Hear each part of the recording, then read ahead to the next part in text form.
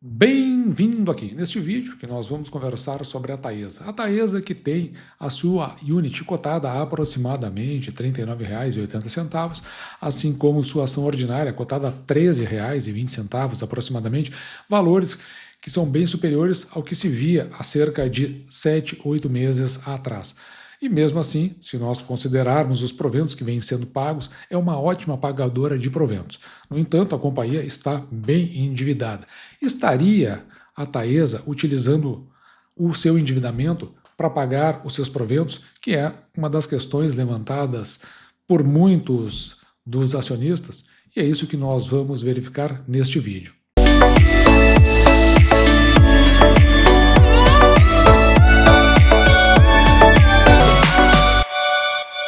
Eu vi necessidade de fazer esse vídeo enquanto eu estava olhando os comentários. Eu leio todos os comentários que são colocados aqui no canal, muitos deles eu retiro para fazer um vídeo específico chamado Perguntas e Respostas ao domingo. Eu estava tentando montar a ideia no entorno, peguei 2 comentários antigos aqui sobre a Taesa, e à medida que eu fui debulhando, me aprofundando nos números, eu entendi que era melhor fazer um vídeo específico sobre a Taesa, que inclusive tem me tomado os últimos 3 dias aproximadamente para montar todo o raciocínio. Então o Eduardo Balbino, ele comenta aqui num vídeo que eu fiz sobre a Taesa, isso já faz um tempo, que diz o seguinte, na ideia dele, os valores estão altos, a ideia seria uma possível venda, talvez uma arbitragem, embora ele fizesse isso com a relação a Sanepar. Então me surgiu a ideia que talvez muita gente pudesse estar pensando em vender a Taesa. E também o Ademir Jacó, que ele, há 6 meses atrás, ele dizia o seguinte neste outro vídeo, a dívida muito elevada da Taesa, como eu disse no início do vídeo, me parece que a empresa está se endividando para pagar dividendos atuais, o que é um ponto, e esse ponto tem sido muito comentado no mercado. Então é importante que a gente se debulhe sobre os números e fale claramente o que pode estar se sucedendo. Também tomei como referência notícias como essa que saíram na Finance News, com a avaliação do BBI, no caso aqui o BBI estaria recomendando a venda da Taesa, notícia semelhante que repercutiu no TradingViews e também acabou repercutindo aqui na Money Times, porque mesmo com dividendos robustos, tem essa recomendação de venda. E nós precisamos nos aprofundar um pouco mais, em que pese eu já tenha feito um vídeo, que eu vou deixar no final, já comentando sobre isso, só que a abordagem era uma e agora nós faremos um aprofundamento sobre os números da Taesa. Nesse processo todo, eu utilizei as informações trimestrais do primeiro trimestre de 2025, do segundo trimestre de 2025, talvez o melhor trimestre da Taesa, talvez venha a ser, né, porque a gente não tem ainda o quarto trimestre, talvez venha a ser o melhor trimestre da Taesa em 2025, e as informações trimestrais do terceiro trimestre de 2025. Não temos o fechamento do ano, que deve sair logo em breve, muito provavelmente a Taesa deva anunciar os seus resultados no mês de fevereiro e aí a gente consegue então evoluir um pouco mais. Mas por enquanto nós trabalharemos com aquilo que nós temos. De modo que nós vamos fazer uma autópsia nesses balanços de 25 e vamos também tentar aqui fazer projeções para os ciclos de 2026 e 2030. Será que a Taesa ela é uma vaca leiteira ou será que a Taesa é uma armadilha de valor? Eu acho que vamos procurar as respostas a partir do que nós vamos encontrar nesses números. Vamos procurar um diagnóstico atual, vamos contextualizar no mercado, nós estamos em janeiro de 2026, precisamos expor as realidades dos números, pelo menos as informações trimestrais de 2025, e vamos apresentar o dilema do fluxo de caixa. Olhando para o futuro, nós vamos chegar a um veredito. O Vale da Morte, com obras e receitas, a proteção regulatória e os dividendos, e a recomendação, não a minha, mas a recomendação feita pelo mercado em termos do investimento em si. Até porque eu não faço recomendações, se você acompanha o canal você sabe disso. Esse primeiro bloco, nós vamos falar do contexto do mercado. Então, a gente está lidando agora, em janeiro de 2026, com uma taxa de juros e inflação. O cenário de juros que são elevados, tanto se nós olharmos para o CDI quanto se olharmos para o IPCA+, Isso encarece o custo da dívida da Taesa, pressionando o resultado financeiro. O resultado financeiro é aquela relação que tem entre o que se tem na aplicação, que se ganha pelo resultado da aplicação, do que está investido, menos o que se tem que pagar de dívidas. Então, se esse valor é negativo, é preciso que o valor saia do operacional da companhia. E precisamos contextualizar o ciclo do setor elétrico, né? Momento de leilões intensos, exigindo alto CAPEX, valor de investimento alto. A empresa precisa gastar agora para garantir uma receita futura. Então, ela precisa desembolsar mais nesse momento.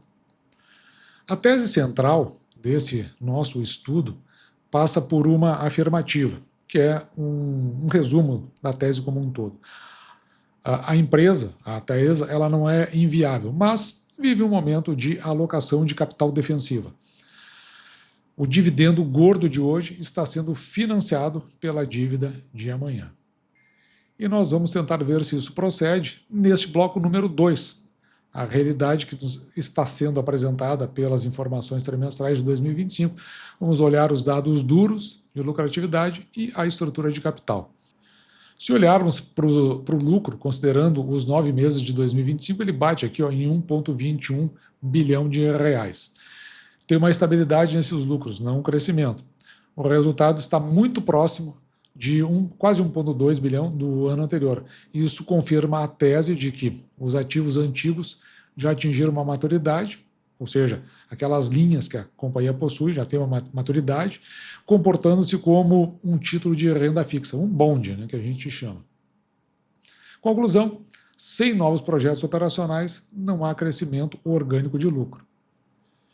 O impacto, seja da inflação, seja através do IGPM ou seja do IPCA, o impacto vem na receita anual permitida, que é o que ela ganha de forma constante, reajustado pela inflação, conforme cada contrato. Pode ser pelo IGPM, pode ser pelo IPCA. Esses reajustes contratuais é o que garante uma receita nominal, ou seja, ela cresce de acordo com a inflação. Entretanto, o IGPM, negativo recente, afetou a base de alguns contratos. A dívida da companhia ligada com o IPCA, ela, na verdade, é IPCA+, né, ela acaba encarecendo imediatamente, enquanto a receita demora a reajustar, a dívida cresce hoje. E com relação ao ganho real, o lucro real do acionista, ele de alguma forma acaba sendo corroído, porque o spread entre o retorno da Taesa e o Tesouro, o IPCA+, ele acaba ficando estreitado, ele acaba ficando pressionado. Quando nós olhamos para os dividendos, a gente precisa confrontar o que aparenta com o que é a realidade. Quer ver uma coisa? Os dividendos pagos em 2025 ficaram na ordem aqui, pelo menos por enquanto, 620 milhões. O investimento total do ano de 2025, eles batem aqui em 1,3 bilhão de reais. Em que pese o pagamento de 620 milhões pareça robusto, ele é a metade do que a empresa gastou investindo. Ou seja, a empresa está em fase de plantio pesado, teoricamente. Teoricamente, em relação ao plantio. Quando nós vamos dar uma olhada na estrutura de capital, ou seja, na dívida, essa dívida, conforme o terceiro trimestre de 2025, ela está batendo em 10,3 bilhões. E tem uma pressão existente no curto prazo, com quase 1,1 bilhão vencendo em 12 meses e 9,25 bilhões no longo prazo. Ou seja, a alavancagem ela acaba pressionando a flexibilidade da empresa para novos leilões sem necessidade de aportes de capital, ou seja, sem que ocorra um desdobramento de ações. E aqui até um ponto, para se ficar de olho o acionista, porque talvez em algum momento isso seja necessário, onde a companhia pode acabar tendo que ofertar mais ações e o acionista tendo que contribuir sob pena de diluição. Olhando para os investimentos, que é o que a gente chama de CAPEX, ou seja, para onde é que está indo esse dinheiro? É uma construção de futuro da empresa, porque ela investiu nos primeiros 9 meses de 2025 1,3 bilhão. Esse capital está sendo drenado para a construção de novas linhas de transmissão. São 2 projetos. Ananaí e Tangará. E reforços na rede existente, justamente porque isso pode levar mais adiante que a companhia acabe, no vencimento de concessões mais próximas, acabe assumindo a concessão, em que pese a redução da receita anual permitida. Então, está numa fase de desembolso máximo, o que naturalmente reduz a disponibilidade de caixa para proventos extraordinários, né, os dividendos. Saltando no bloco 3, ou seja, nós vamos dar uma olhada no dilema do fluxo de caixa, fazendo uma autópsia financeira. A dívida está pagando os dividendos, que é a resposta que nós queremos ter. Vamos dar uma dissecada no caixa, olhando, evidentemente, para os ITRs, né, as informações trimestrais. Ou seja, os primeiros 9 meses de 2025, não temos todos os dados de 2025 ainda. Entrada operacional, quase 1,3 bi. Saída para pagar dividendos, 620 milhões. Investimentos do CAPEX, 51 milhões, 51 não, 510 milhões aproximadamente. E a dívida velha, a amortização mais juros, de quase 1,7 bilhão. Ou seja, se nós olharmos para isso, a conta aqui ela não fecha, porque a receita é de 1,2 e tivemos como saída, somando tudo, né, 2,82, gerando um déficit de 1,5 bilhão. O que sinaliza para nós um buraco financeiro de 1,5 bilhão, que a gente chama de déficit de caixa. Como é que a conta fechou, então? Para cobrir esse buraco, a Taesa emitiu 1,4 bilhão em novas debêntures. Dessa forma, a conclusão técnica é a seguinte: o caixa operacional pagou os dividendos, por isso que a gente diz que o dividendo não está sendo pago pela dívida. No entanto, faltou dinheiro para a dívida velha. A nova dívida entrou para rolar a antiga e permitir que o dividendo continuasse sendo pago. Não necessariamente isso, mas eu acho que para dar toda a funcionalidade que a companhia precisa. Aí que entra a mágica da rolagem. Como é esse mecanismo, né? A nova dívida entra no caixa, paga a velha dívida que venceu e libera o caixa operacional para pagar os dividendos. Qual é o risco? Essa bicicleta, entre aspas, ela funciona enquanto o mercado aceitar emprestar dinheiro barato. Se o crédito secar ou os juros subirem demais, isso aí não vai acontecer, né? A gente está vendo que a perspectiva para o ano de 2025 é redução dos juros de 15 para 12,5 aproximadamente no final do ano. Mas, nessas hipóteses, a engrenagem trava e a empresa precisa cortar dividendos para poder pagar a dívida. Então existe esse risco real olhando para o futuro. Olhando para os números, qual a escolha que teve que ser feita no terceiro trimestre? Venceram 1 bilhão em dívidas e 355 milhões em CAPEX. A empresa escolheu manter os dividendos e emitir 780 milhões em nova dívida. Prioridade, manter o payout. Eu estou olhando isso aqui só para a documentação, para o ITR do terceiro trimestre. E a ilusão da sazonalidade? Primeiro trimestre, aperto financeiro, dívidas vencendo e pouco caixa livre. Isso foi o que aconteceu no começo do ano passado. No segundo trimestre, houve um alívio, recebimento concentrado de dividendos dos coligados, as TBEs. Único trimestre com geração de caixa realmente robusto, eu falei, tinha sido o melhor trimestre da Taesa. E o terceiro trimestre, retorno ao estresse, investimentos pesados e necessidade de nova emissão de dívida. E a gente precisa olhar uma coisa que a gente chama de fungibilidade do dinheiro, ou seja, não interessa, né? O dinheiro ele não tem carimbo para onde ele é destinado. Então, o total acaba se fundindo num bloco só. O dinheiro ele não tem carimbo. Se a empresa usou caixa livre para distribuir dividendos em vez de amortizar a dívida, ela está escolhendo aumentar a alavancagem. No nosso bloco 4, a gente precisa dar uma olhada aqui para os projetos e o futuro, né? O abismo das concessões versus os cavaleiros da salvação. Isso porque nós temos concessões vencendo a partir de 2030. Essas concessões importantes, tem redução drástica da receita anual permitida ou vencimento a partir de 2030. Isso, claro, né, se for entregue toda a concessão, normalmente não é assumida apenas o que aconteceu, né, com a ISA Energia, por exemplo, vem acontecendo, por conta de melhorias que estão sendo feitas e elas precisam ser ressarcidas. Normalmente, o agente regulador ele prefere estender a concessão, mas não com a mesma receita de quando houve o leilão, simplesmente para aquilo que já existe, mas em função do que é chamado rede base do sistema existente, manutenções que foram feitas e pelas quais o governo acaba pagando. Consequentemente, isso estende. Então, lembrando, onde é que tem a redução? Na receita anual permitida.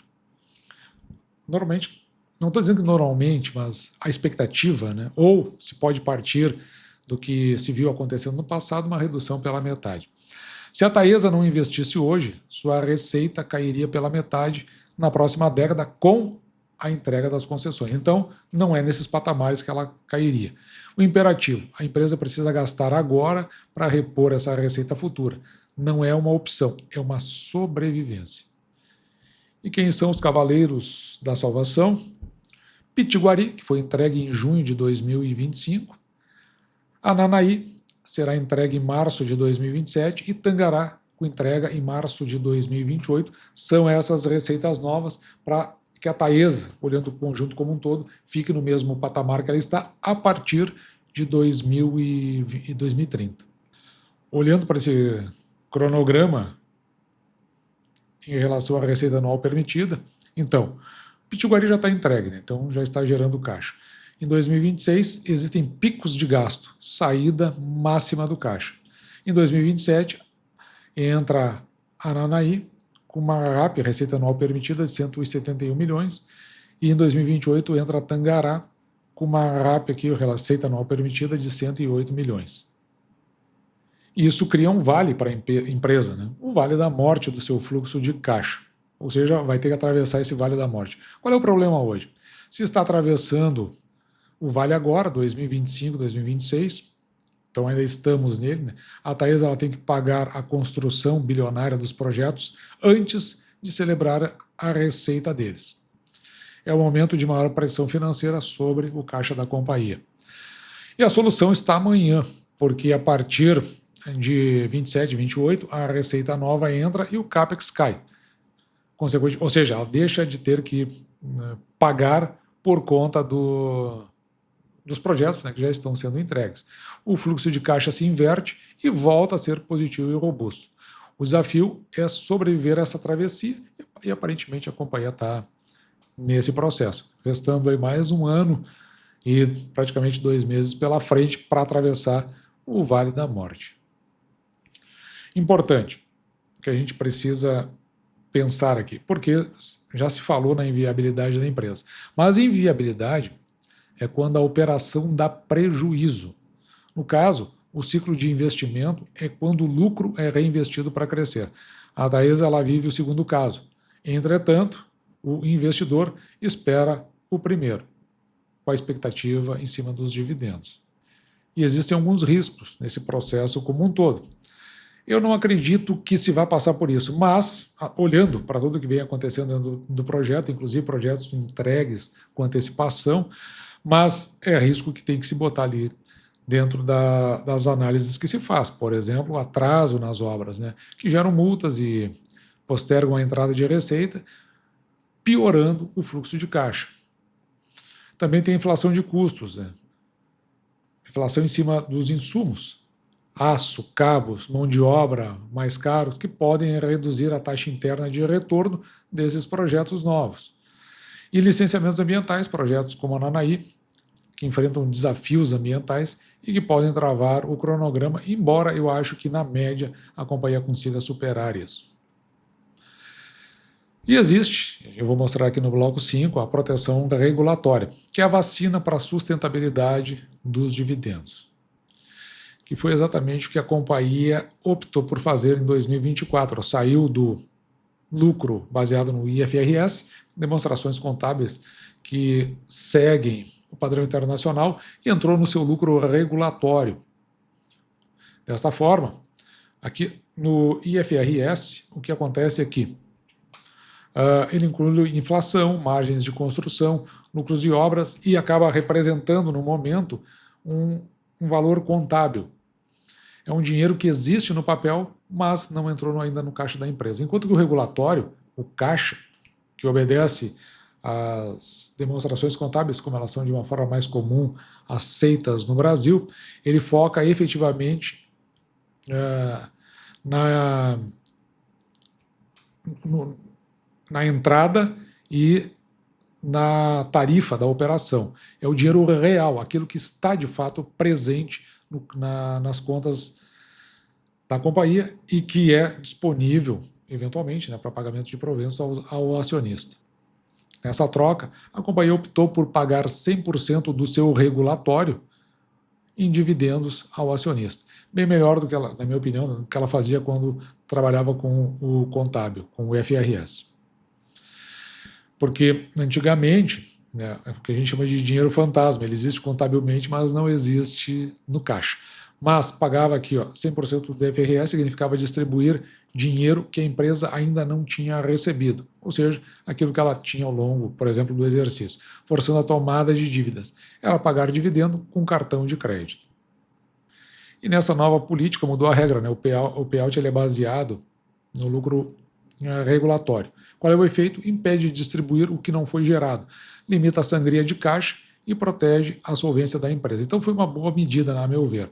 Entretanto, resolve o problema do dividendo, mas não resolve o problema de pagar a dívida principal antiga.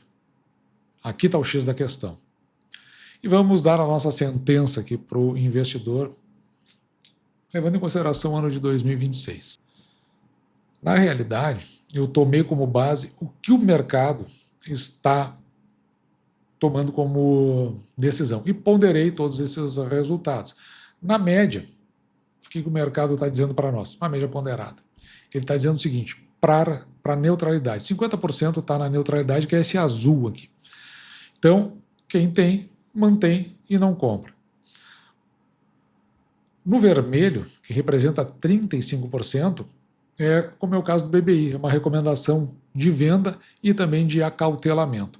E apenas 15%, que é o verde, está dando uma recomendação de compra.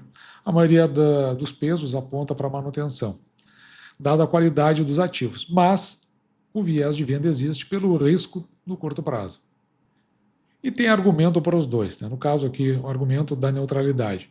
Ativos de qualidade com receita garantida, as receitas anuais permitidas, proteção contra a inflação no longo prazo e sair agora e realizar,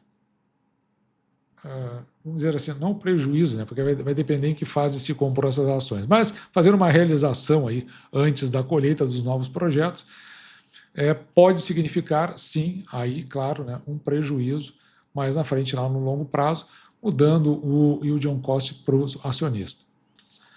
E por que a venda? A bicicleta da dívida tem limite de custo alto.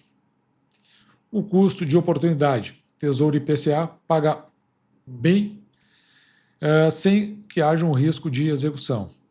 E o risco real de corte de dividendos existe, de forma que, se isso ocorre, se quem faz a venda acaba preservando o seu caixa. E aí eu volto nos preços, os preços pelos quais, que eu falei lá no início do vídeo, as ações estão sendo negociadas. R$ 13,20 a ação ordinária, R$ 39,80 a unit. Então, nesta linha, eu prefiro andar num caminho bem mais conservador. Por exemplo, se o risco subiu, dívidas mais obras, o preço pago tem que ser menor. Isso aqui não é uma recomendação, isso aqui é como se eu dissesse para mim, não aceitar pagar múltiplos históricos por uma empresa que mudou de fase, pelo menos nesse momento. Eu quero uma margem maior de segurança. E tudo isso que eu levantei, evidentemente que existem críticas para essas posições. Então, eu vou tratar alguns pontos que podem ser levantados como crítica a essa posição. A meu ver, Eu acho que o mercado todo concorda com isso. A Taesa não vai quebrar.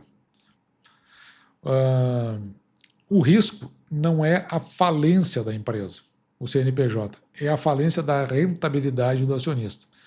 Trabalhar para pagar juros ao banco destrói o valor para o acionista. Dívida para crescer é boa. A resposta, a meu ver, sim, mas o time não é bom. Crescer alavancado, com juros na estratosfera e mantendo o payout alto é perigoso. A conta matemática, a meu ver, ela é frágil. A Taesa é uma excelente empresa. Está passando por um triênio difícil de 25, 26 e 27, inclusive. O investidor precisa ter paciência ou preço baixo, a meu julgar, porque dividendos passados não pagam dívidas futuras.